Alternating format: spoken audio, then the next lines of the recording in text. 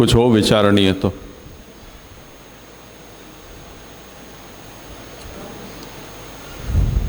करें आगे।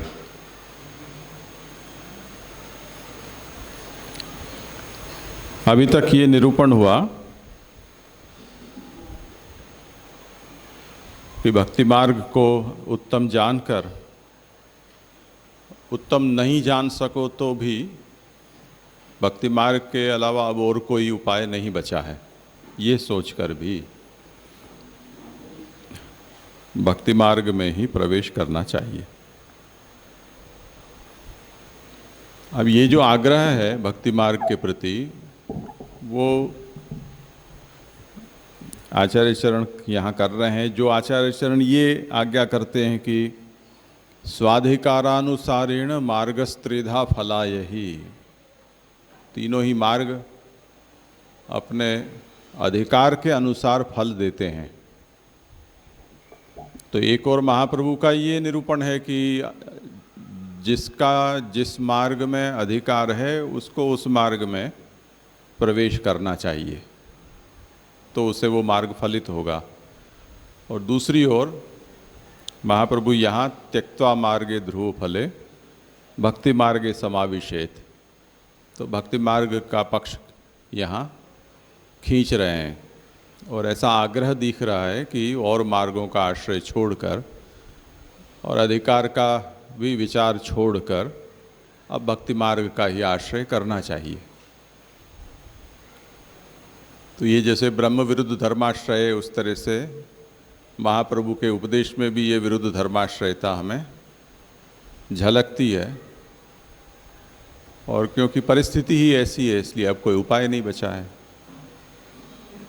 तो जैसे बाढ़ आ जाती है तो शिकारी और शिकारी एक ही पेड़ की डाल पर आश्रय लेने के लिए मजबूर हो जाते हैं।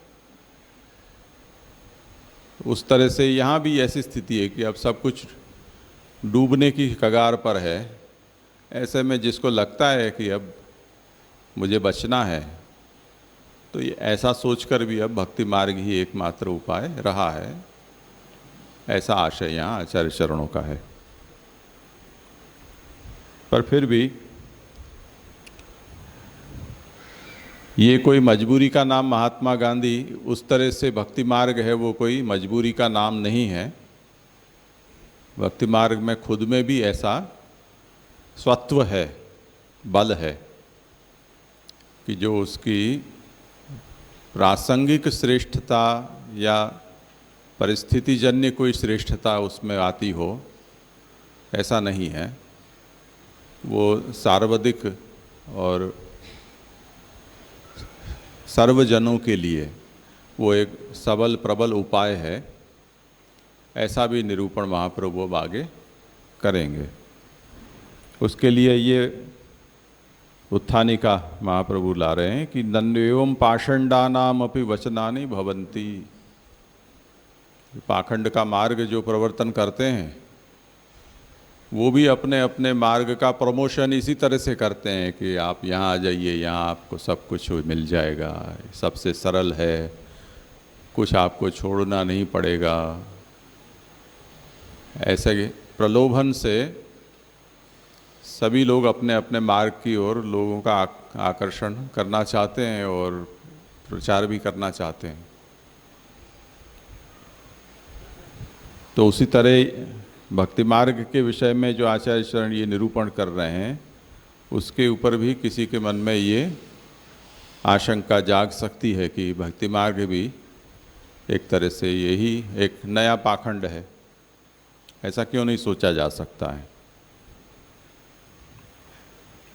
तो उसका समाधान देते हैं कि विरुद्ध करणम नास्ति प्रक्रिया न विरुध्यते कल्पितैरेव बाधस्याद अवोचाम प्रमाणताम। विरुद्ध करणम नास्ति, ये भक्ति मार्ग में कुछ भी विरुद्ध करण नहीं है। विरुद्ध करण का मतलब नात्र श्रुति स्मृति विरुद्धाचारो। भक्ति मार्ग में श्रुति और स्मृति से विरुद्ध कोई आचार नहीं है।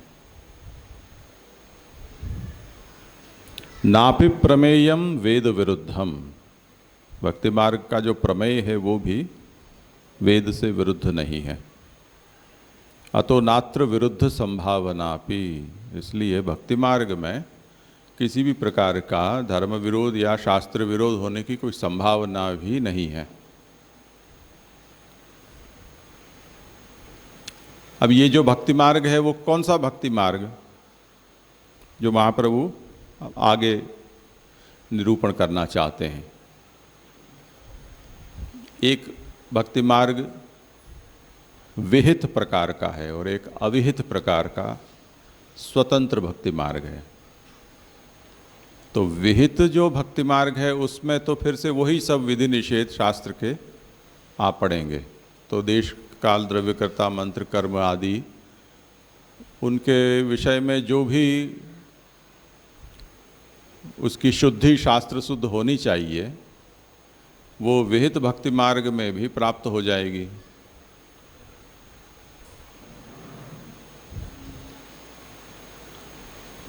तो ये उस भक्ति मार्ग की बात नहीं है, परंतु ये जो स्वतंत्र भक्ति मार्ग है उसके संबंध में ये कहा जा रहा है, ये हमें समझना होगा। अब जो विषय चल रहा है वो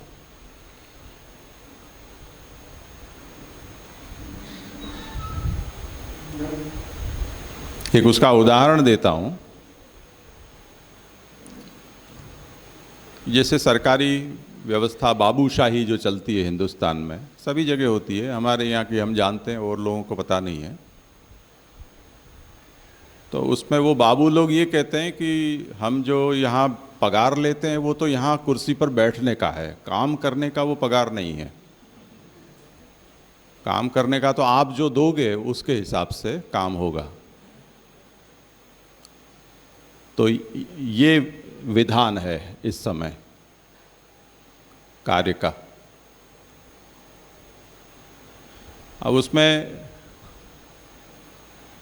किसी बाबू ने मुझसे ये कहा कि हम बैंक में काम करते हैं और कुछ लोग वो जैसे कैशियर के विंडो पर बैठे हुए हैं, उन्होंने चेक डाला और कैश विड्रॉ करने के लिए उन्होंने वहाँ आए तो उन्होंने गिन कर दिया। तो बेचारा नया नया खाता खुलवाने वाला था और पहली बार वो बैंक में ऐसे किसी ट्रांजैक्शन के लिए आया था। तो उसने कहा कि आपने मुझे ये 5,000 रुपये दिए हैं तो उसके लिए आपको कुछ देने का होगा क्या? क्योंकि सभी जगह ऐसे ही व्यवहार चलता है और व्यापक ऐसी मान्यता है कि बिना दिए कुछ होता नहीं है। तो बैंक में से कैश देने वाला है, उसी के पैसे हैं, फिर भी उसमें से कुछ अगर होता हो तो आप बोल दो तो आपका हिस्सा दे दें। तो जो विहित मार्ग है उसमें ये सब समस्याएं लगी हुई हैं, अभी का जो विधान है उसमें। तो यदि हम भक्ति मार्ग में महाप्रभु जो आज्ञा करते हैं कि त्यक्त्वा मार्गे ध्रुव फले भक्ति मार्गे समावेशेत, वो भक्ति मार्ग भी यदि विहित भक्ति मार्ग होगा तो उसमें भी यही सब बातें फिर से समस्या के रूप में आ जाएंगी। यानी जिसको सापाय महाप्रभु कहते हैं, विघ्न सहित, वो विघ्न सहित विहित भक्ति मार्ग में भी विघ्न वो की वो होंगे जो ज्ञान और कर्म मार्ग में आगे बताए गए हैं। तो इसलिए यहाँ विहित भक्ति मार्ग न लेकर इसे हमें अविहित रीतिक जो स्वतंत्र भक्ति है उसे यहाँ लेना चाहिए, क्योंकि उसमें देश काल द्रव्यकर्ता मंत्र कर्म इन सब का कोई निर्बंध नहीं है कि ऐसा हो तो ही ये हो सकता है, वैसा हो तो ही हो सकता है।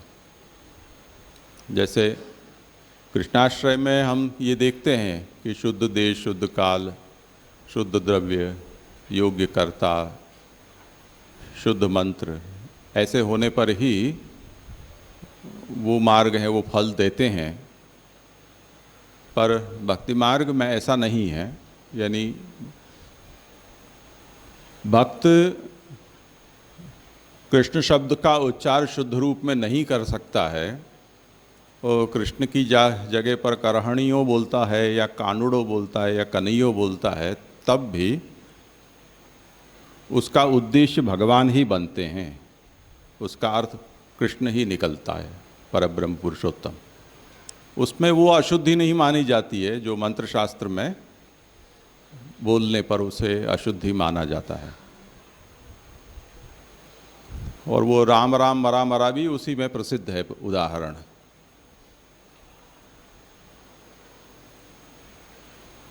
वृत्रासुर के प्रसंग में ये बहुत बड़ा प्रसिद्ध उदाहरण दिया गया है कि इंद्र को मारने के लिए जो त्वष्टा ने यज्ञ किया उसमें स्वरापराध हो जाने पर वो कर्म उल्टा पड़ गया। तो वो ये तो अशुद्धि उच्चारण की अशुद्धि नहीं है, केवल स्वर की अशुद्धि है। जैसे स्वर उदात्त, अनुदात्त और स्वरित, ये तीन प्रकार के मुख्य रूप से वेद में स्वर होते हैं। उदात्त यानी उच्चैर उदात्त, थोड़ा ऊंचा बोल दिया।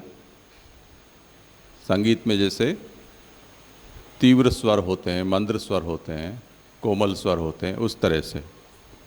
तो थोड़ा सा उदात्त बोल दिया, ऊंचा बोल दिया। कोई नीचा बोल दिया, जैसे आदमी को जुकाम हो जाता है, गला भारी हो जाता है तो सब नीचे के स्वर निकलते हैं, ऊपर के स्वर निकलने बंद हो जाते हैं, तो अनुदात्त निकलता है। तो मंत्रोच्चार में केवल वो स्वर का भेद हो जाने से पूरा यज्ञ उल्टा पड़ गया। यानी इंद्र के विरुद्ध वो यज्ञ किया गया था, वो वृत्रासुर के विरुद्ध पड़ गया। इंद्र बच गया और वृत्रासुर मारा गया। तो मंत्र मार्ग, ये कर्म मार्ग, उसमें तो इतनी सूक्ष्मता है। उसमें ये नहीं देखा जाता है कि कर्ता का संकल्प क्या था, उसकी भावना क्या थी, उसने कितना खर्चा किया, वो सब नहीं देखा जाएगा। पर उच्चारण में इतनी भी भूल होने पर अनिष्ट फल भी वो देता है। अफल भी नहीं, विपरीत फल देने वाला हो गया। अब खूबसूरती ये है कि हर कर्म में उसकी समाप्ति में न्यूनता परिहार के लिए कुछ न कुछ प्रायश्चित भी जुड़ा रहता है। एकाद आहुति प्रायश्चित की दी जाती है। कुछ स्तुति प्रार्थना के मंत्र हैं, वो प्रायश्चित के रूप में बोले जाते हैं। पर उसके बाद भी वो केवल हमारे संतोष के लिए ही है।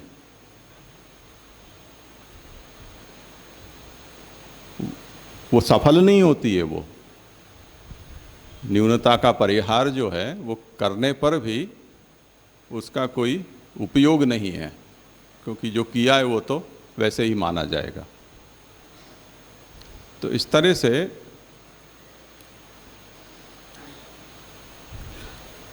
विहित भक्ति को यदि हम यहाँ कहेंगे कि अन्य मार्गों का आश्रय छोड़कर विहित भक्ति का आश्रय लो, तो गुजराती में जिसे कहते हैं ठहर ना ठहर, आप वहीं के वहीं आके रह गए खड़े, आपने कुछ किया नहीं, नया कुछ नहीं किया। तो ये अविहित रीतिक स्वतंत्र जो भक्ति है उसे यहाँ समझना है। अब स्वतंत्र है फिर तो कोई वेद की मर्यादा रखने की कोई आवश्यकता नहीं है। ऐसा मानकर चलो वेद है ही नहीं, आप स्वतंत्र मार्ग का अनुसरण कर रहे हो तो उसकी चिंता क्या है। पर फिर भी महाप्रभु कहते हैं कि ये स्वतंत्र भक्ति मार्ग ऐसा नहीं है कि जिसमें श्रुति स्मृति से कोई विरोध हो, इसलिए ये अविरुद्ध मार्ग है। तो क्या स्थिति बनी? अविहित है, साथ साथ अविरुद्ध भी है। ये एक विलक्षण दृष्टि है।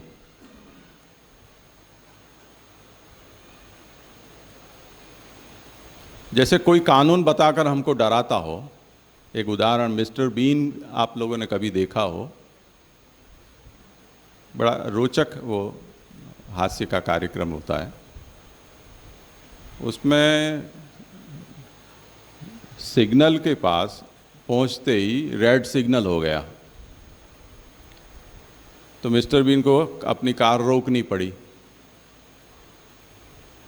पर उसे जाना था। कुछ अपॉइंटमेंट थी उसकी डेंटिस्ट की या जो कुछ भी हो, तो उसको बहुत उतावली थी, वो सिग्नल पर रुक नहीं सकता था। अब रेड सिग्नल ये कहता है कि आप 4 पहिए का आपका वाहन है, आप इसको क्रॉस नहीं कर सकते हो। तो उसने गाड़ी फ्री में कर दी, न्यूट्रल में डाल के, और बिगड़ी हुई गाड़ी को जैसे धक्का मारकर हम ले जाते हैं उस तरह से धक्का मार कर उसने सिग्नल क्रॉस कर दिया। आप देखो ये उपाय है,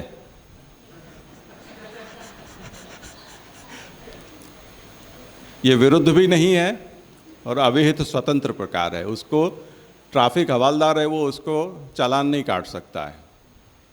बिगड़ी हुई गाड़ी है, हम चला थोड़ी रहे हैं, धक्का मार रहे हैं।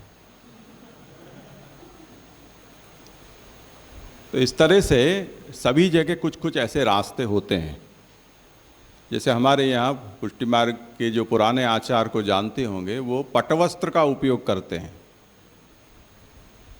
अब वो पटवस्त्र कुछ ऐसा ही है कि आपको अगर पटवस्त्र का उपयोग किए बिना करोगे तो आपकी अपरस छू जाएगी, पर पटवस्त्र रख के करोगे तो आपका काम भी नहीं अटकेगा, अपरस भी नहीं छुएगी। अब ये एक स्वतंत्र प्रणाली है। अब हम ये कहें कि भी जब वेद मार्ग या जो मुख्य धर्म मार्ग है उसको तिलांजलि आपने दे दी है और स्वतंत्र मार्ग से आप चल रहे हो, तो अब इस चोचले को छोड़ो ना। क्या ज़रूरत है उसको आदर देने की कि हम छू जाएंगे या ये वेद मर्यादा का भंग हो जाएगा। महाप्रभु कहते हैं ऐसा नहीं करना चाहिए। जब तक अविरुद्ध रीति से कुछ कार्य हो सकता हो तब तक वेद मार्ग से सीधा विरोध हमें खड़ा नहीं करना चाहिए, क्योंकि अंततः वो मार्ग भी भगवान के द्वारा प्रचलित मार्ग है। तो वेदाज्ञा का उल्लंघन भी एक तरह से भगवद आज्ञा का ही उल्लंघन होने से एक तरह का अपराध तो है, अधर्माचरण है, तिरस्कार है उसका। तो इसलिए महाप्रभु ने ये जो भक्ति मार्ग कहा है वो भक्ति मार्ग अविहित प्रकार का है पर विरुद्ध भी नहीं है।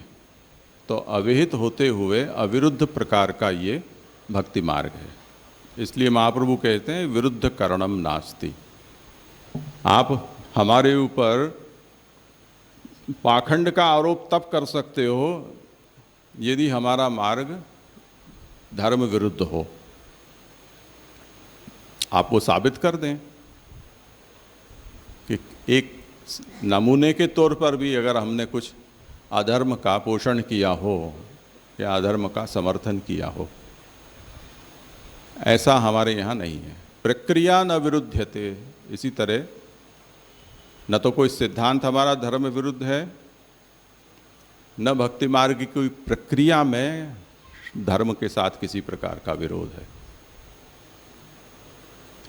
वो अभी हम इस वर्ष में जो तिथियों में बड़ा विप्लव देख रहे हैं और सभी लोग इतना मनोमंथन कर रहे हैं कि दीपावली आज है या कल है, अन्नकूट आज है या कल है, राखी आज धरानी या शाम को धरानी या कल धरानी।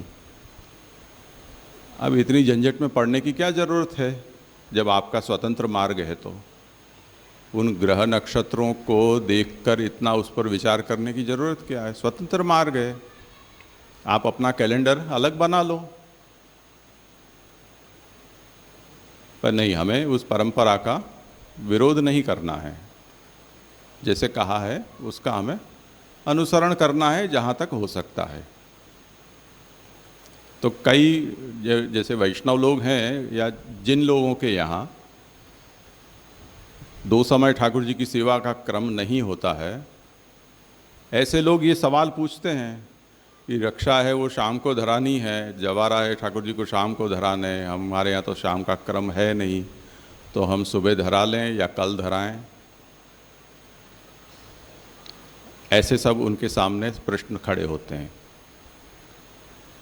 हम उसको ये नहीं कह सकते हैं कि आपका स्वतंत्र भक्ति मार्ग है, आपको जब धराने हो तब धराओ। दशहरा को न धरा कर एकादशी को धरा दो, द्वादशी को धरा दो, नौम को धरा दो, कभी भी धरा दो, स्वतंत्र मार्ग है।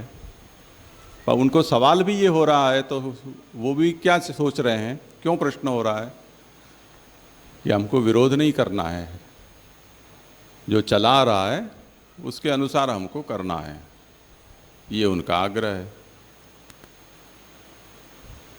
तो ये आग्रह असद आग्रह नहीं है, सदाग्रह माना जाएगा, क्योंकि महाप्रभु का भी यही दृष्टिकोण है कि जहाँ तक हो सके जो परंपरागत धर्म है उससे हमें विरोध में नहीं जाना है। कभी किसी कारणवश विरुद्ध आचरण हो जाए तो डरना भी नहीं है, पर चलाकर हमें विरुद्ध नहीं जाना है। मानो कि टिप्पणी देखना भूल गए या इस साल के बदले पुराने साल की टिप्पणी हाथ में आ गई, ऐसा प्रलय होता है, कई लोगों के साथ होता है। तो पुराने पिछले साल की टिप्पणी के अनुसार इस साल कुछ भी आपने कुछ कर दिया, अब कर दिया तो कर दिया आपने, ठाकुर जी के साथ वो उत्सव मनाया ही तो ठाकुर जी ने उसको मान लिया। तो इस तरह से कई बार एकादशी में ऐसे होता है, अरे हम अखबार में पढ़ा था कि आज एकादशी, तो आज कर ली हमने, अब आप बता रहे हो कल है तो 2 बार कर लो।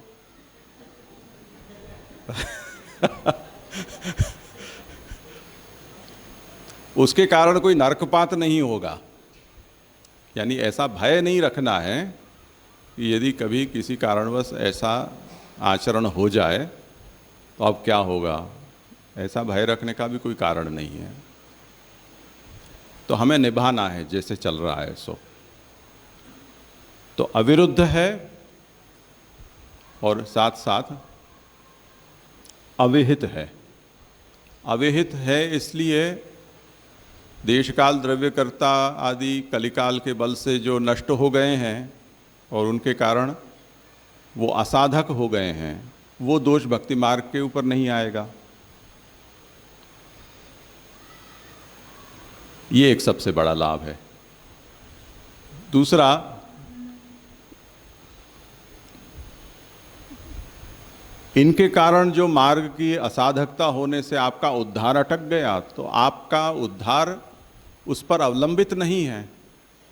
उद्धार के लिए आपने धर्माश्रय छोड़कर धर्मी का आश्रय ले रखा है, तो फिर चिंता की बात ही नहीं है। जैसे आजकल एस्केलेटर आते हैं, वो सीढ़ियाँ खुद चलती हैं, आपने आपके पांव उसके ऊपर टिका रखे हैं, वो सीढ़ी आपका वजन भी उठा रही है और आपको वहाँ से लेकर भी जा रही है, तो चढ़ा भी रही है और आपको उठा भी रही है। और फिर साथ में ज़्यादातर लोग जो रेलिंग लगी हुई होती है, जो वो भी खूब घूमती है सीढ़ी के साथ, उसको भी पकड़ रखते हैं, क्योंकि ऐसी भूमि के ऊपर खड़े रहने का हमें अभ्यास नहीं है कि जो भूमि खुद भी चलती हो। तो ये हलती चलती भूमि के ऊपर हमें थोड़ा विश्वास कम रहता है, तो हम थोड़ा सा सहारा ले लेते हैं, मन में आश्वस्तता रहती है। तो अब ये जो है वो दो सहारे हैं, पर निर्भरता उसके ऊपर नहीं है, क्योंकि उसको तो इशारे में ही हमने पकड़ा है, रेलिंग को। निर्भरता हमारी अपनी टांगों के ऊपर है, उसी के ऊपर हमारा बोझ है। वो केवल बैलेंस के लिए है, वो भी मानसिक बैलेंस के लिए है। उस तरह से यहाँ जो निर्भरता है, वो निर्भरता भक्ति मार्ग के ऊपर है, जो स्वतंत्र है इससे। जैसे वो रेलिंग है वो स्वतंत्र है, या रेलिंग से एस्केलेटर है वो स्वतंत्र है, उस तरह से जो भक्ति मार्ग है उसके ऊपर स्वतंत्र रूप से हमारी निर्भरता है। और दूसरा तो केवल सहारा मात्र है, लोगों को दिखाने के लिए है, क्योंकि जिस समाज में हम रह रहे हैं उसमें यहाँ जैसे आचार्य चरणों ने कहा, वो सब बुद्धिमान नहीं हैं। वो बुद्धिमान नहीं होने के कारण उनका ये भ्रम अभी निवृत्त नहीं हुआ है कि स्वतंत्र रीति से भी उद्धार हो सकता है। तो अभी वो पुरानी ही जो परिपाटी है उसमें ही वो घसीटे जा रहे हैं। अब जब हम स्वतंत्र कोई प्रणाली से जाएंगे तो वो पुराने ढर्रे में जो चल रहे हैं वो हमें टोकेंगे, नहीं नहीं ऐसा नहीं हो सकता है। आपने देखा होगा रेलवे स्टेशन और ऐसे स्थानों पर कि एस्केलेटर के साथ में वो परंपरागत सीढ़ियाँ भी होती हैं। तो जिन लोगों को ये चलती फिरती सीढ़ी पे भरोसा नहीं होता है वो टांगे तोड़कर उसी पे जाते हैं और देखते हैं हमको है जो एस्केलेटर का उपयोग करते हैं कि कब गिरे कब गिरे कब गिरे। तो सीढ़ी से चढ़ते हैं वो हमारे गिरने की बाट देख कर करते हैं। ऐसे में वो भी एक आध सीढ़ी चूक जाते हैं और गिर पड़ते हैं, हम तो पहुंच जाते हैं ऊपर। तो इस तरह से ये दोनों प्रणालियां साथ चल रही हैं। ऐसे में अगर हमने स्वतंत्र मार्ग का सहारा लिया और परंपरागत जो मार्ग है उसके साथ अगर हमने विरोध मोल लिया तो दूसरी समस्याएं उठ खड़ी हो सकती हैं। इसलिए महाप्रभु कहते हैं कि ये झंझट आप दो दो फ्रंट खोल कर बैठोगे तो मुश्किल हो जाएगी। तो उसको निभाते चलो जितना निभा सको उतना, पर दारोमदार आपका विहित मार्ग पर न होकर अविहित स्वतंत्र जो भक्ति मार्ग है उस पर होना चाहिए। तो आश्रय यहाँ है। तो विरुद्ध करणम नास्ति प्रक्रिया न विरुध्यते कल्पितैरेव बाध स्याद अवोचाम प्रमाणताम। इसकी व्याख्या में अब आगे आज्ञा करते हैं कि यहाँ श्रुति स्मृति से विरुद्ध कोई आचार नहीं है। भक्ति मार्ग का जो प्रमेय है वो भी वेद से विरुद्ध नहीं है। इस कारण यहाँ किसी भी प्रकार के विरोध की संभावना भी नहीं है।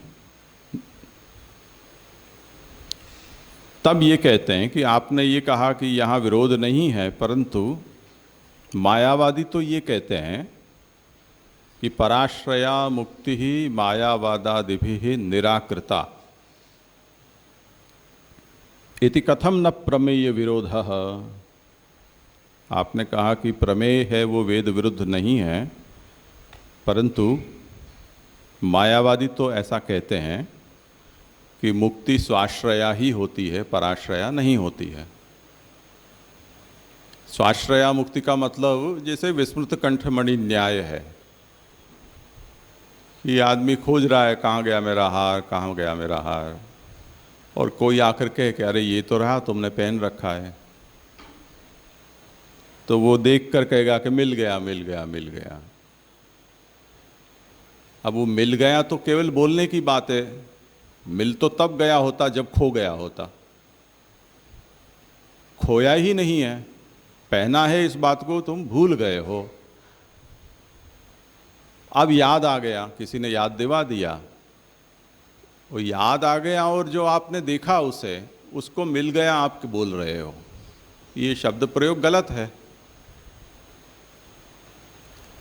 उसी तरह से ये जो आत्मा है वो आत्मा ही मूल तत्व है मायावाद के अनुसार, और जीव है वो अविद्या से वशीभूत होकर अन्य किसी में फल बुद्धि रखते हुए ईश्वर, परमात्मा, लोक, परलोक, इनमें फल बुद्धि रखकर किसी का भजन करूंगा तो वो मुझे मुक्ति देंगे, वो मुझे फल प्राप्ति कराएंगे, ऐसा सोचकर इन सब साधनों में उलझा हुआ फिरता है। पर सच बात तो ये है कि वो मुक्त ही है, क्योंकि आत्मा है वो तो उसका स्वरूप है, वो स्वयं तद्रूप ही है। तो अन्यथा जो ज्ञान है उसका निवारण मात्र करना है कि खो गया खो गया खो गया। कोई बस उसको कहेगा कि तत्वमसि, तो मिल गया मिल गया मिल गया, उत्सव हो जाएगा। तो ये जो मुक्ति है वो मायावाद में स्वाश्रया है, पराश्रया नहीं है। इसीलिए प्रमेय भी आत्मा ही है मायावाद के मत में।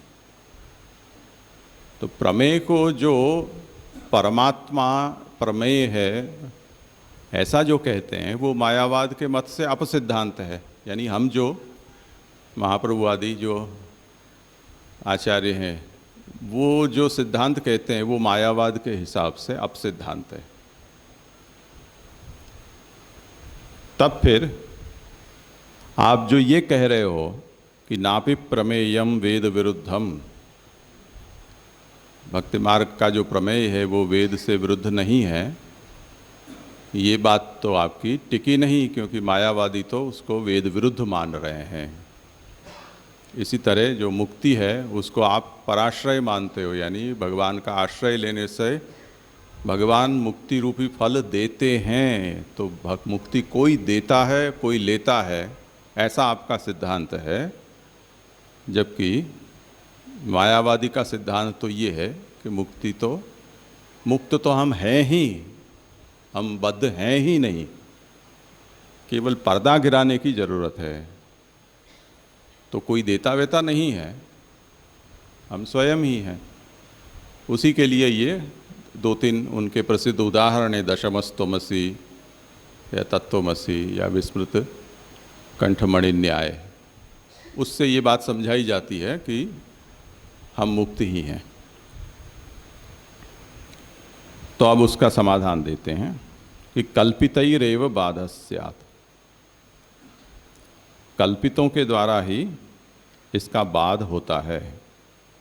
वो कैसे, उसका विवेचन करते हैं कि ते ही स्वमात्रम फलत्वेन कल्पयन्ति। मायावादी हैं वो स्वमात्र को ही फल रूप में कहते हैं। स्वमात्र का मतलब आत्मा ही फल है, जो आत्मा सो परमात्मा, इस तरह से वो कल्पना करते हैं। तत्तु अप्रामाणिकम, मायावादियों का ये सिद्धांत कि आत्मा ही मूल तत्व है या आत्मा ही परमात्मा है, ये उनका मानना अप्रामाणिक है। अप्रामाणिक है यानी प्रमाण विरुद्ध है, वेद से विरुद्ध है। क्यों विरुद्ध है? आत्म शब्दस्य भगवद्वाचकत्वात्। शास्त्र में जो आत्मा शब्द का प्रयोग होता है वो भगवान के लिए हुआ है, जीवात्मा के लिए नहीं। न तो जीव परत्वम वेदांता नाम, उपनिषद में जहाँ जहाँ भी आत्मा शब्द का प्रयोग है, जैसे आत्मा वारे श्रोतव्यो दृष्टव्यो मंतव्यो निदिध्यासितव्यः, अथवा आत्मैवेदम सर्वम स आत्मा तत्वमसि श्वेत केतु, यहाँ जहाँ जहाँ भी आत्मा शब्द का प्रयोग किया गया है उसका मतलब जीवात्मा नहीं होता है, परमात्मा होता है। क्यों? क्योंकि नापि जीवस्य फल रूपत्वम, जीव को कोई फल कैसे मान सकता है? जो जीव, भगवान कहते हैं ममैवांशो जीवलोके जीवभूत सनातनः, वो तो अंश है, क्षुद्र है। जीव कैसे फल हो सकता है? तो जो फल नहीं है वो प्रमेय कैसे हो सकता है? तो यहाँ पर आत्मा शब्द से जीव न समझकर परमात्मा ही उसका अर्थ लेना चाहिए। अतः परमानंदो अधिको भवति इति न कदापि मुक्ति स्वाधीना। ये जीव का जो आनंद है उससे अधिक परमानंद होता है, इसलिए मुक्ति कभी भी स्वाधीना नहीं हो सकती है। तो सोष्णुते सर्वान कामान सह ब्रह्मणा विपश्चिता, यहाँ उपनिषद में उस जीव को ब्रह्म सायुज्य जब प्राप्त होता है तब वो अल्पानंद जो क्षुद्र आनंद वाला जीव है वो वहाँ पर ब्रह्मानंद का भोग करता है, ऐसा कहा गया है। यदि आत्मा ही फलरूप होती तो ब्रह्म के साथ उसको आनंद का भोग या अशन रूप जो भोग है उसे फलरूप क्यों कहा गया होता? क्यों ब्रह्म सायुज्य फल रूप में कहा गया होता?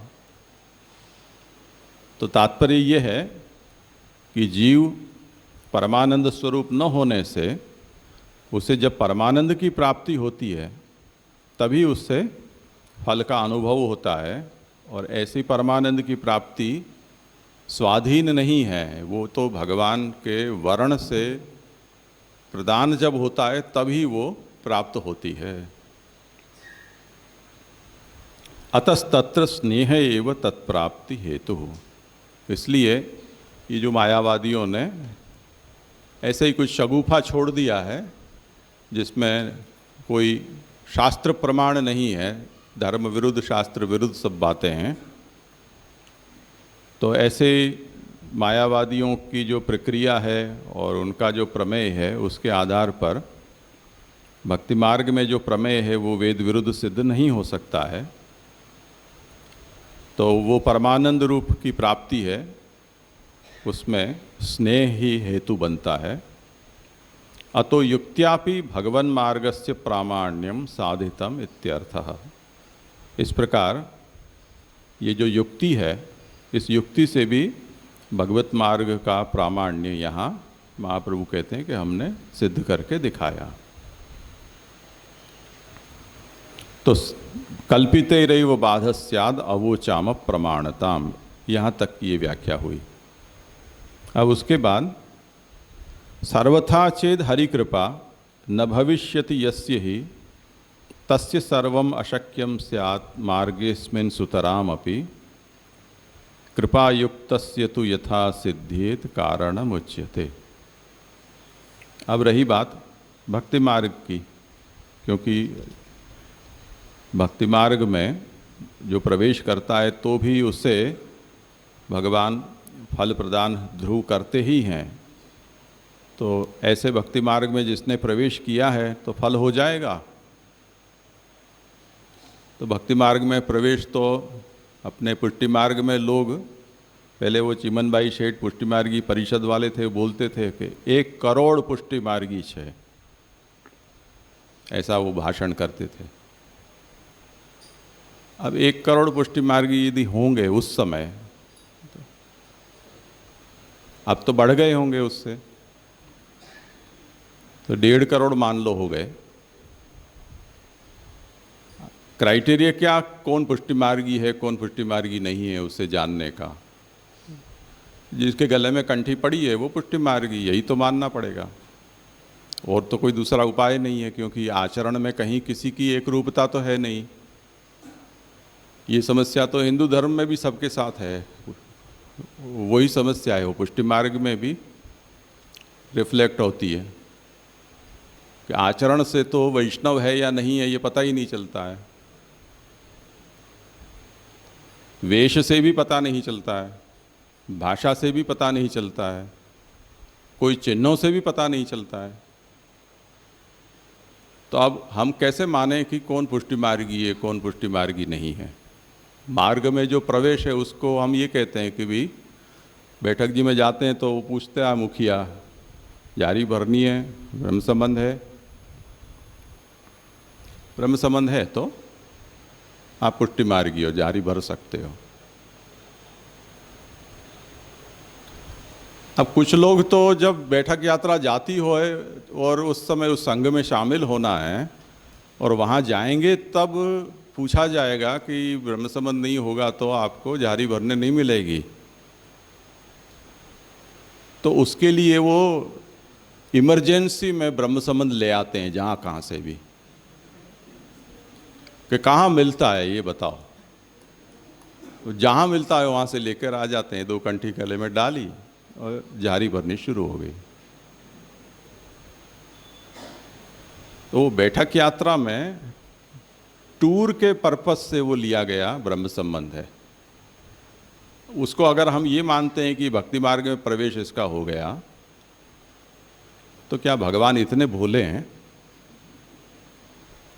भगवान ऐसा कहते हैं कि द्यूतम छलयताम अस्मि, छल कपट में मैं जुआ हूं,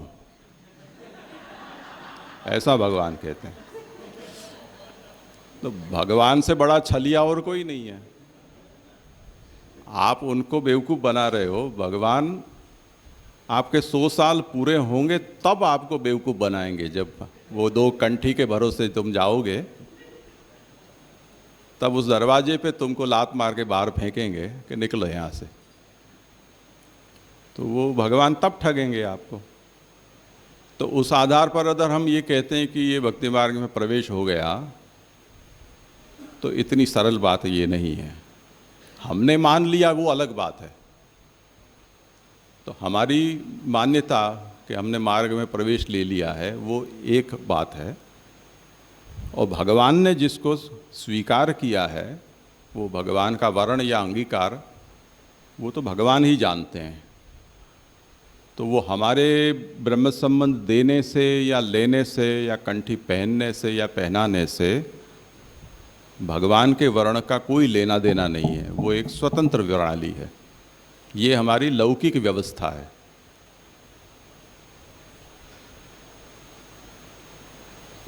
जैसे हमारे बच्चे को पढ़ाना है,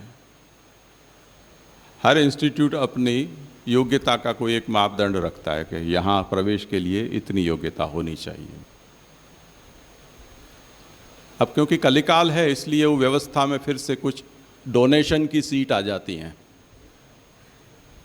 तो उसमें जो शैक्षणिक योग्यता है उसको नज़रअंदाज करके आर्थिक योग्यता के आधार पर उसे प्रवेश दे दिया जाता है।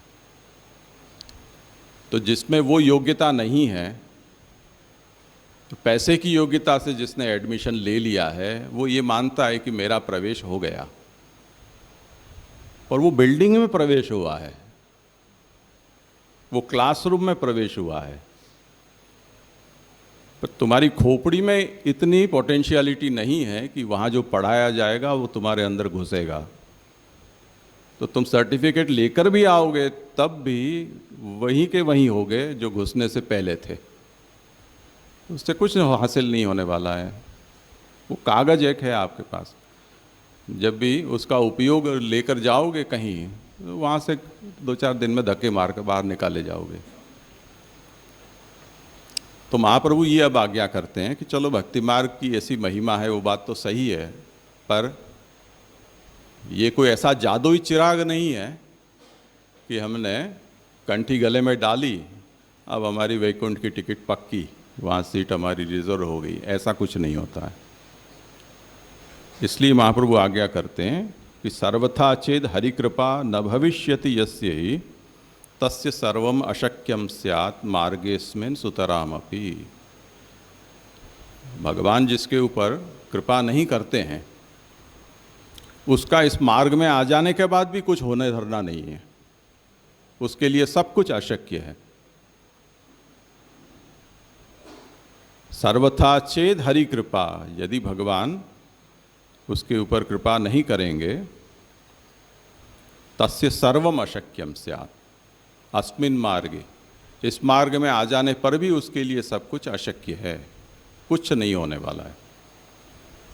इसलिए प्रभु चरणों ने विज्ञप्ति में एक बात लिखी थी कि हरेरेव तथेच्छास्ति सर्वोद्धृति विरोधिनी अन्यथाचार्य विमुखा कथम एतत् पथि स्थिताः।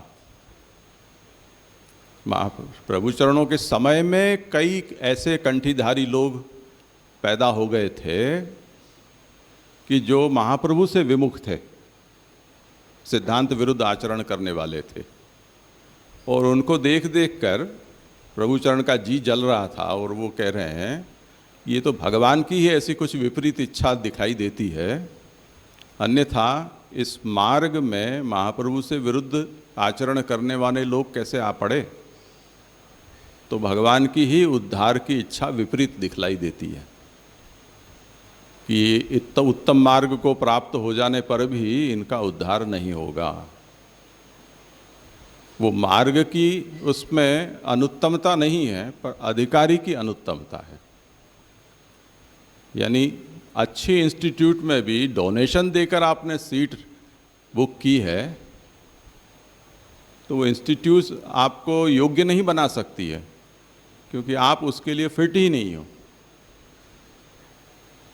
तो जितने भी आज जो रिजर्वेशन वाले हैं,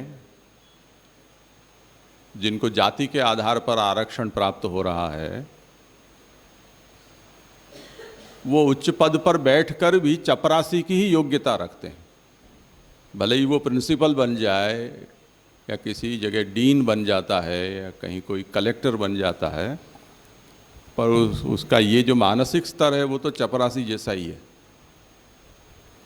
क्योंकि सर्वथा चेद हरि कृपा न भविष्यति यस्य ही तस्य सर्वम अशक्यम स्यात्। तो ये मत समझ लेना कि आगे जो ये कहा कि मार्गे प्रवेश मात्रेण एव कृतार्थत्वात्, मार्ग में प्रवेश हो गया उतने मात्र से ही जीवात्मा कृतार्थ हो जाती है, उसको आप बिना संदर्भ के इस वचन का अर्थ मत लेना कि मार्ग में प्रवेश ले लो, पीछे तो राजा हैं हम। ऐसा नहीं है। मार्ग में प्रवेश एक बहुत बड़ा सौभाग्य का विषय है, पर पात्रता होगी तो मार्ग फलित होगा, और वो पात्रता भगवान की कृपा से हो आती है, जिसे फलमुख योग्यता कहा जाता है। तो आपने प्रवेश कर लिया, ये अच्छी बात है, अभिनंदनीय है, पर मार्ग तो तभी फलित होगा जब भगवान की कृपा आपके ऊपर होगी। इसलिए कृपायुक्तस्य तु यथा सिद्ध्येत कारणम उच्यते।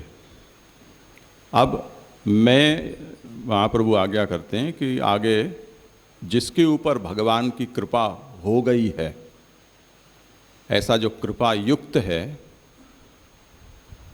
उसको ये मार्ग जिस प्रकार से फलित हो, सिद्ध हो, अब उसका उपाय मैं बताता हूँ।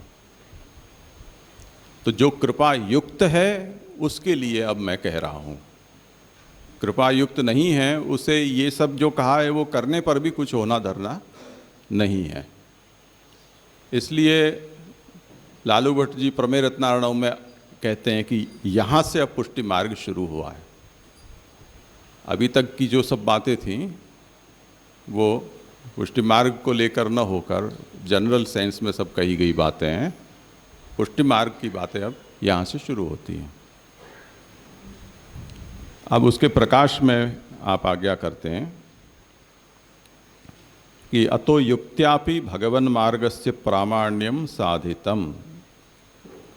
ये युक्ति बताई, उस युक्ति से भी भगवान की भगवत मार्ग है उसका प्रामाण्य यहाँ साधित हुआ। अब ऐसा भगवत मार्ग है वो जिसमें प्रमाण प्रमेय साधन फल की एकता है, वेद से कोई विरोध नहीं है, उसकी प्रक्रिया भी कुछ विरुद्ध नहीं है, और वो ध्रुव फल प्राप्त हो, उस प्रकार का ये मार्ग है। इस तरह से भक्ति मार्ग की यहाँ महिमा बताई। अब ये सोचकर यूनानिमसली सब लोग डिसाइड करेंगे चलो अब भक्ति मार्ग की ओर चलें, तो संग लेके और भक्ति मार्ग में घुसने शुरू हो जाएं लोग। तो महाप्रभु अब वहाँ पर आज्ञा करते हैं कि परमत्र न सर्वेषां फलमुखाधिकारः। भक्ति मार्ग उत्तम है, पर भक्ति मार्ग का फल सबको प्राप्त नहीं हो सकता है। फलमुख अधिकार एक अलग वस्तु है। तो किसे हो सकता है? तो कहते हैं किंतु येषु भगवत कृपा, जिनके ऊपर उस प्रकार की भगवान की कृपा होगी, ऐसे को ही भक्ति मार्ग में प्रवेश होने पर उसे फल की प्राप्ति होगी। जिनके ऊपर भगवान की कृपा नहीं है, उसके उल्टे सोचने पर वो मार्ग में प्रवेश होने पर भी उसे मार्ग के फल की प्राप्ति नहीं होगी। आप लोग कभी जंगल सफारी में गए हो कोई न कोई गए ही होंगे। अब हम तो उसका रूट आजकल पसंद करते हैं कि कौन से रूट में, कितने रूट हैं उस जंगल में, उसमें से आपने कौन सा रूट पसंद किया है। एक जुआ है वो, कहाँ आपको शेर चीते बाघ देखेंगे मिलेंगे ये तो आपको पता नहीं होता है। प्रोबेबिलिटी के सिद्धांत पे चलता है कि इस सीज़न में इस एरिया में ज़्यादा प्राणी होते हैं, उस सीज़न में उस एरिया में प्राणी होते हैं। तो वो जो हम तो वो जो बुक करता है उसी को पूछते हैं कि ज़्यादा कहाँ दिखते हैं वो बता देता है कि ए रूट पर या बी रूट पर। अब हमने जुआ खेल दिया, चलो ए रूट को फिक्स कर दो हमारे लिए। समय पर पहुंच गए, हम बड़े खुश हो गए, चलो अब हम दर्शन करके आएंगे, सिंह के दर्शन करेंगे, बाघ के दर्शन करेंगे।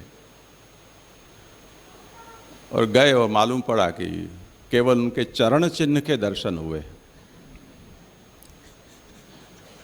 पूंछ भी नहीं दिखी उसकी। तो ये तो मार्ग प्रवेश हुआ, मार्ग प्रवेश होकर हम उत्सव मना रहे हैं, हो गया हो गया हो गया, एडमिशन मिल गया। पर उसके दर्शन आपके अधीन थोड़ी हैं, वो तो स्वच्छंद विचरण करता है, कहीं भी हो सकता है। अब इतने बड़े मानो कि 500-600 किलोमीटर के विस्तार में कोई जंगल है, उसमें जो रास्ते बने हैं जिससे आप उतर भी नहीं सकते हो वाहन में से, और जहाँ रास्ता नहीं है वहाँ आपका वाहन जा भी नहीं सकता है। वो रास्ता कितनी जगह रोकता है? 500 स्क्वायर किलोमीटर के एरिया में अगर वो रोड का हम प्रपोर्शन निकालें कि कितने एरिया में रोड होगा तो कितना होगा? 5, 15, 20 किलोमीटर स्क्वायर किलोमीटर में रोड तो नप जाएगा। उस रोड पे आप चलते हो, आपकी दृष्टि कहाँ तक पहुँचेगी? जिसमें कि पहाड़ी भी है, पत्थर भी है, पेड़ भी लगे हुए हैं, ये सब रुकावट हैं।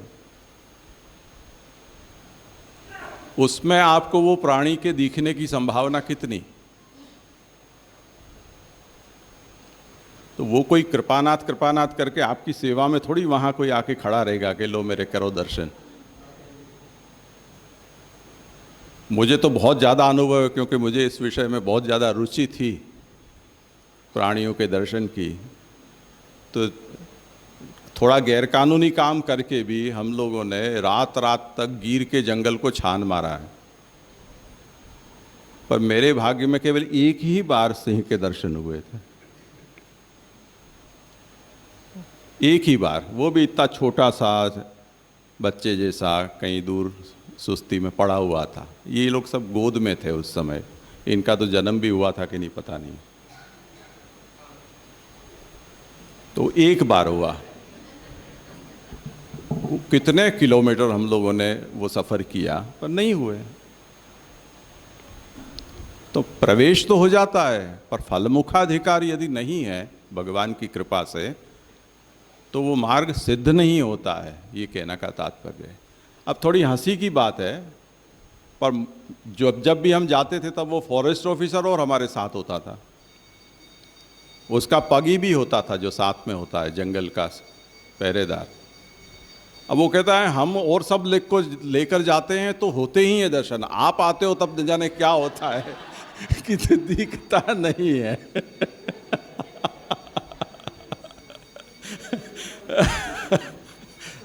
वो वैष्णव है तो थोड़ा ऐसे ही मस्का पालिश कर देता है कि उसको पता चल जाता है कि कोई बड़ा शेर आ गया है तो वो सब छुप जाते होंगे।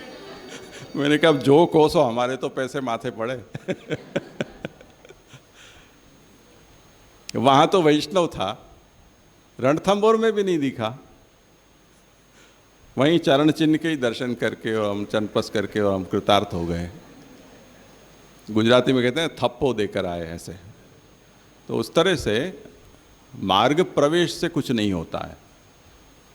यदि जब तक भगवान की कृपा नहीं होती है तब तक वो मार्ग का फल प्राप्त नहीं होता है।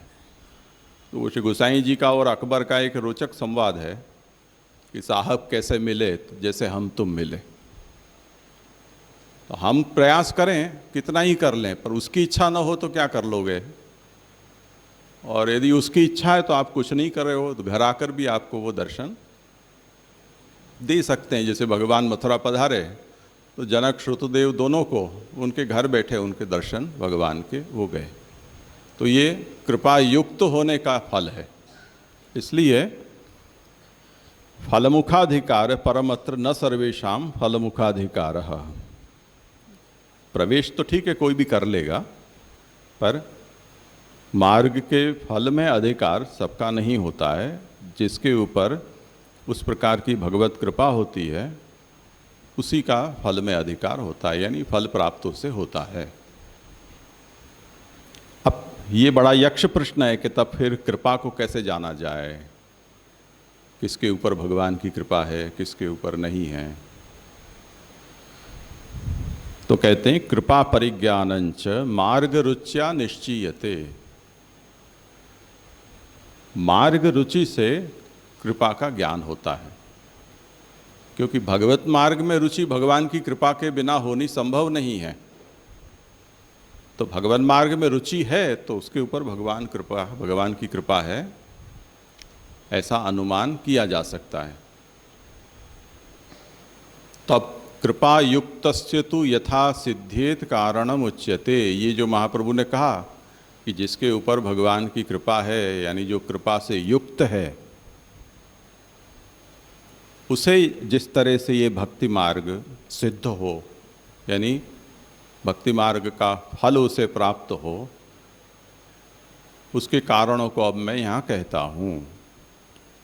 तो कृपा युक्त कौन है और कौन नहीं है, ये हमें कैसे पता चले। जैसे लोक में और हमारी परंपरा में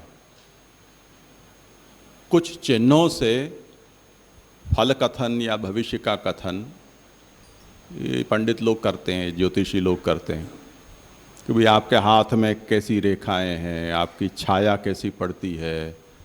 ऐसे ऐसे उनके पास जो भी बेवकूफ़ बनाने के धंधा है वो सब उनके पास उसके कीमिया है। आदमी को देख के और वो कुछ कुछ कहते हैं। ज़्यादातर ऐसा ही कहते हैं कि जिससे हम खुश हो जाएं। थोड़ा ऐसा भी कहते हैं कि पूरा अविश्वास न हो। तो जो प्रचलित बातें होती हैं, जो हर मनुष्य मात्र में कुछ न कुछ बीमारी, कुछ घर में खटराग या कुछ धंधे में बरकत कम हो जाना, ऐसी ऐसी सब बात जो सबके होती है वो भी कुछ बोल देते हैं, तो हमें उनके बात पर भरोसा होता है। और सब बड़ी बड़ी समस्याएं बताने के बाद उसका समाधान भी है ही। ये और कह देते हैं जो कि उनकी आमदनी का वहीं से गंगोत्री बहती है, वो समाधान से, यहाँ से सब निकलेगा।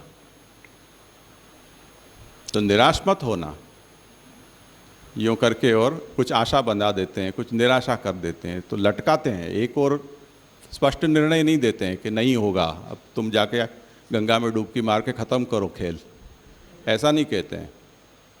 थोड़ी आशा जगा देते हैं, थोड़ी निराशा बता देते हैं, तो आदमी उसी संदेह की स्थिति में बना रहता है। तो कुछ चिन्हों से कुछ बातें पता चलती हैं, और वो चिन्हों का एक बहुत बड़ा विज्ञान है। विज्ञान तो क्या कहेंगे, पर एक बहुत प्रचलित सब मान्यताएं सभी देश प्रदेश में।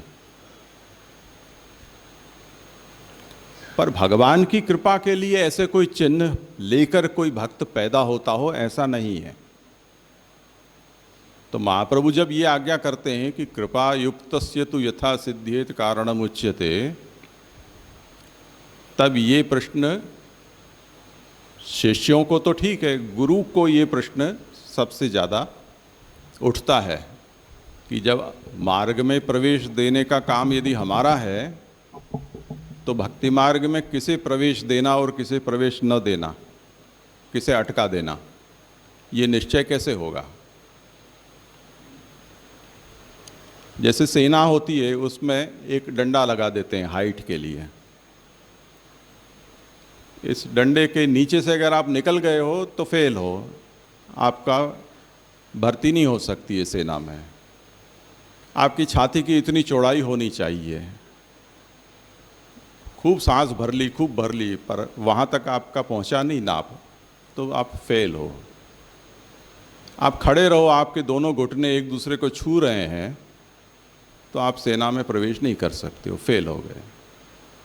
आपके पाँव हैं अगर फ्लैट फुट हैं, गुजराती में जिसको छप्पर पगा कहते हैं, तो आप सेना में प्रवेश योग्य नहीं हो। अब ये स्पष्ट वहाँ उसके प्रवेश की योग्यता के मापदंड है। अब गुरु का भी यही काम है, किसको प्रवेश देना है, किसको नहीं देना है, तो उसे भी तो ये सब चिन्ह देखने पड़ेंगे। अब कोई तिलक लगा के तो पैदा होता नहीं है, तो कैसे समझना। तो महाप्रभु यहाँ ये समझाते हैं कि मार्ग तो उसी को फलित होगा कि जो कृपा युक्त होगा। मार्ग में प्रवेश से कृपा नहीं होगी, कृपा होगी तो मार्ग फलित होगा, ऐसा चक्कर है यहाँ। तो उस कृपा को कैसे जानना, उसका यहाँ समाधान देते हैं कि ये मार्ग रुचि से कृपा का परिज्ञान होता है। तो रुचि को ठोक पीट कर जानना पड़ेगा। तो उस पर यहाँ पर पुरुषोत्तम जी ने भी आरंभ ढंग में इसका बहुत विस्तार किया है, और वहाँ उसका सारांश ये है कि शिष्य को गुरु की परीक्षा करनी है, गुरु को शिष्य की परीक्षा करनी है।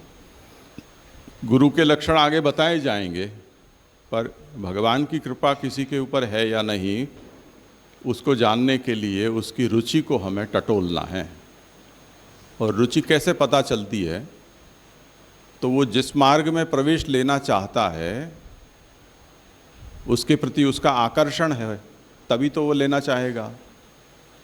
जिसके अंदर उसके प्रति आकर्षण है तो वो उसका अनुकरण, भले ही प्रवेश उसका अभी नहीं हुआ है, पर उसके पहले से ही उसका अनुकरण करता ही है। जैसे आजकल मीडिया में क्रिकेट और ऐसे सब खेलों का बहुत ज़्यादा एक्सपोजर होता है, उसके कारण हर बच्चा जो इसकी गिरफ्त में आता है, देखता है इन सब चीज़ों को, वो अपने आप में सब अपने को तेंदुलकर और धोनी ही समझते हैं, उससे कम कोई है ही नहीं। तो कोई इस तरह से बाल बढ़ा देते हैं, कोई उस तरह से क्रिकेट खेलने लग जाते हैं। संगीत के क्षेत्र में होते हैं तो वो अपने अपने जो जो भी आदर्श हैं, भले ही ऐसा गा बजा न सकें, पर कम से कम ऐसा हेयर स्टाइल तो लगा ही सकते हैं, तो हेयर स्टाइल ही बना लेते हैं, और कुछ करें कि न करें। ऐसे कुर्ता उर्ता पहन के घूमते हैं, झोला लगा के फिरते हैं, वो सब साधनों को बसा लेते हैं घर में। तो उनका ये रुझान उस ओर है, ये प्रतीत होता है। हमारे यहाँ जो बच्चों की परीक्षा होती है बहुत छुटपन में, वो लोक परंपरा ही है, शास्त्र में भी उसको शामिल कर लिया गया है। तो लेखनी, तराजू, हथियार, पैसे, ये सब चीज़ें रखी जाती हैं, और जो चीज़ को बच्चा छूता है या इसके प्रति आकर्षित होता है, वो उस क्षेत्र में आगे बढ़ेगा या उसकी उस क्षेत्र में रुचि है, ऐसी कल्पना की जाती है। बच्चों में ऐसा प्रसिद्ध है। अब ये सब तुक्के हैं, क्या होना है क्या नहीं होना है वो हमें पता नहीं है, पर इसी तरह इन तुक्कों से हमें कुछ न कुछ प्रयास करते हैं जिससे कि हम जान सकें। तो मार्ग रुचि है, वो कृपा उसके ऊपर ठाकुर जी की हो चुकी है, उसको जानने का एक साधन है। और जैसे इन उदाहरणों में हमने देखा कि जिस व्यक्ति को जिस क्षेत्र में रुचि है, उस क्षेत्र में प्रवेश होने से पहले ही वो उसका अनुकरण करना शुरू कर देता है, ऐसी भाषा बोलता है, ऐसे चिन्हों को धारण करता है, ऐसे वेश को पहनता है, ऐसे लोगों के संग में रहना पसंद करता है, जैसा भी हो सके ऐसा वो उस मार्ग का अनुकरण भी करना चाहता है। ये सब उसकी रुचि को जानने का प्रकार है। अब ये जो रुचि होती है वो निर्णायक नहीं होती है अभी, क्योंकि जिस विषय का उसको परिचय नहीं है, गहन उस विषय का उसने अध्ययन नहीं किया है, तत्व से उसका ज्ञान नहीं है। तो जैसे आज हम किसी को पुष्टि मार्ग में रुचि है या नहीं है, इसको हम जो जानना चाहें, तो हमने पुष्टि मार्ग को लोगों के सामने किस तरह से रखा है।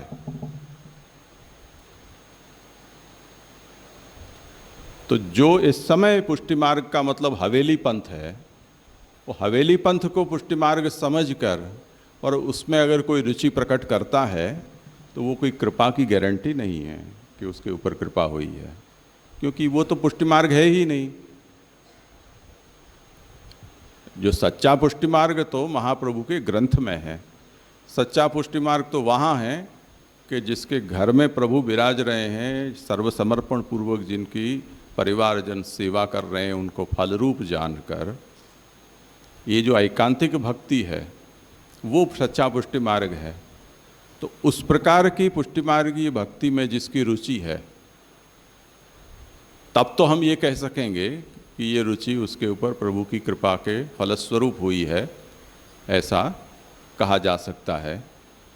पर जो गलत रूप हमने पुष्टि मार्ग का लोगों के सामने रखा है और उसे पुष्टि मार्ग समझकर कोई उसमें रुचि वाला हो रहा हो, तो फिर से वो तो उसका भ्रामक स्वरूप है।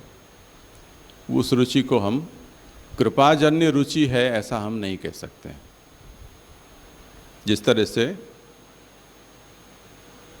जो आजकल जो एडवर्टाइजिंग का ज़माना है, आजकल तो फिर सरकार भी थोड़ी सावधान हुई है, सुप्रीम कोर्ट और इन लोगों ने भी बढ़ा चढ़ाकर जो अपनी प्रोडक्ट का प्रचार करते हैं उसके ऊपर रोक लगाने का प्रयास कर रहे हैं। पर प्रचार तो यही है, अन्यथा प्रचार ही क्या। तो सरकारी नियमों के अनुसार भी कुछ तो बढ़ा चढ़ाकर कहा जा सकता है। अब वो जो प्रचार करते हैं और लंबे लंबे दावे करते हैं, ये क्रीम लगाओगे तो गोरे हो जाओगे, ये बाल तेल लगाओगे तो काले हो जाओगे, ये गोली खाओगे तो पतले हो जाओगे, इस तरह से। पर उससे यथार्थता कोसों दूर है। ऐसा कोई परिणाम, ऐसा कोई दावा सच्चा नहीं सिद्ध हुआ है। तो जो गलत प्रचार के कारण या गलत वस्तु के स्वरूप को प्रचारित कर कर जो रुचि पैदा की जाती है, वो रुचि फिर से वास्तविक रुचि नहीं होती है। तो हमें रुचि का समय के अनुसार भेद भी करना होगा। तो पहले इस्तेमाल करो फिर विश्वास करो, ऐसे दावा करते हैं, सैंपल दे जाते हैं। अब वो सैंपल होता है वो तो एक्सपोर्ट क्वालिटी का होता है, और जब विश्वास बैठ जाए उसके बाद जो सप्लाई होता है वो फिर पाछा नकली हो जाता है। वहाँ भी ठगाई चलती है। तो अभी जो चल रहा है वो पुष्टि मार्ग का जो प्रचार है वो इस तरह से है कि एक बार हमको आकर्षित किया जाता है। सभी संप्रदाय में इसी तरह की खींचातानी चल रही है। आप यहाँ आओगे तो आपके बिजनेस रिलेशन एस्टैब्लिश हो जाएंगे, आपको लोन मिल जाएगी, आपको मार्केट मिल जाएगा, आपको सब ये वहाँ जहाँ जाओगे वहाँ आपको हमारे मंदिर के गेस्ट हाउस में रहना का मिल जाएगा, खाना मिल जाएगा। ये ऐसा ही सब प्रचार। अब ये तो धंधा है, इसमें धर्म कहाँ हुआ। तो इस तरह से वो प्रचार करके और लोगों को आकर्षित करते हैं। जो लोग की रुचि वैसी होती है वो उससे आकर्षित होके और उसमें दीक्षित भी हो जाते हैं। जैसे एक समय स्वाध्याय संप्रदाय चलता था पांडुरंग शास्त्री का। तो स्वाध्याय संप्रदाय ने ये कहा कि ये सब लोग तो संप्रदाय वाड़ा हैं, यानी संकुचितता है।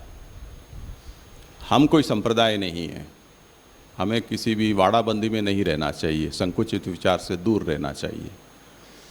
पुष्टि मार्ग में क्या होता है, बाप गुरु है तो बेटा भी गुरु बन जाता है, कोई योग्यता नहीं देखी जाती है। तो बिना योग्यता के आपका उद्धार कैसे होगा। वहाँ कोई ज्ञान की बात नहीं है, केवल मिठाइयाँ खानी है, दर्शन करने हैं। कोई तत्व चिंतन, फिलोसॉफी, विज्ञान, ऐसा कुछ भी नहीं है। तो आप हमारे गीता स्वाध्याय केंद्र में आओ और आप ज्ञान की सब बातें सुनो और समाज सेवा करो, लोगों को इस प्रवृत्ति में आकर्षित करो, यानी फॉलोइंग को बढ़ाओ।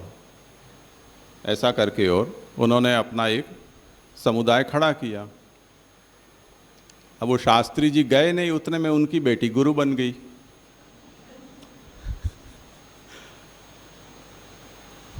तो जिसके यानी जिस विचार के आधार पर उन्होंने स्वाध्याय को एक प्रवृत्ति कहा, संप्रदाय नहीं कहा और संप्रदाय को जीवन भर गालियां दी, वो स्वाध्याय ही फिर से गुरु शिष्य परंपरा में कन्वर्ट हो गया। अब उसमें हमारे पुष्टि मार्ग की बहुत बड़ी तादाद में लोग कन्वर्ट हुए। उनको बुलाया, इस तरह से कहा गया कि आपको अपना कुछ भी छोड़ना नहीं पड़ेगा, आप जो कर रहे हो वो सब करो, बस हमारे यहाँ आओ, इतना ही। पर जो जो गए उन्होंने, सब लोगों ने पुष्टि मार्ग को हृदय से निकाला, पुष्टि मार्ग छोड़ कर गए और लेने गए पूत खो आई खसम, ऐसी स्थिति हो गई। न यहाँ के रहे न वहाँ के रहे। तो अब देखो, रॉन्ग एडवर्टाइजिंग जो होती है उसका फल कैसा होता है, ये कलिकाल की महिमा है। अब आप जो गए वो उसी के लायक थे, क्योंकि उन्होंने कभी महाप्रभु को उनके वचन से समझने का प्रयास ही नहीं किया था, उन्होंने कभी कोई महाप्रभु के ग्रंथों को खोला नहीं था। तो सिद्धांत क्या ब्रह्मवाद है, क्या पुष्टि भक्ति है, वो जाना होता और जानकर उन्होंने छोड़ा होता, तब तो शाबाशी देते हम उसको कि चलो कुछ समझ से काम किया है। पर केवल प्रवाह में जुड़कर लोकानुसरण मात्र किया है, उनकी ऐसी गति हो तो वो तो उसी के लिए पैदा हुए हैं, ऐसा हमें सोचना चाहिए। तो यहाँ फिर से ध्यान रखना चाहिए कि कृपा युक्तस्य तु यथा सिद्ध्येत कारणम उच्यते, उसमें कृपा युक्तता वो रुचि से पता चलती है, पर रुचि के लिए भी आपको जो वस्तु जैसी है ऐसी उसके सामने रखनी होगी, उसे भी जो वस्तु जैसी है उसके तत्व से उसको जानना होगा। उसके बाद अगर उसके मन में वो रुचि पैदा हो रही है, तब तो वो कृपाजन्य रुचि है, ऐसा हम कहेंगे। और गलत प्रस्तुति के कारण किसी चीज़ को आप गलत पहचान रहे हो और ले जाने के बाद जब पछता रहे हो, तब आप कहोगे कि हमने तो ऐसा नहीं समझा था, हमने तो ये समझा था। तब तो फिर वो भगवान की कृपा का परिणाम है वो रुचि, ऐसा हम नहीं कह सकेंगे, ये तात्पर्य है। इसलिए गुरु को महाप्रभु ये कहते हैं कि शिष्य के ऊपर भगवान की कृपा है कि नहीं, उसको वो खोट ठोक पीट कर और जांचे। और वो कृपा को जांचने का प्रकार ये है कि वो रुचि उसकी किस रूप में प्रकट कर रहा है।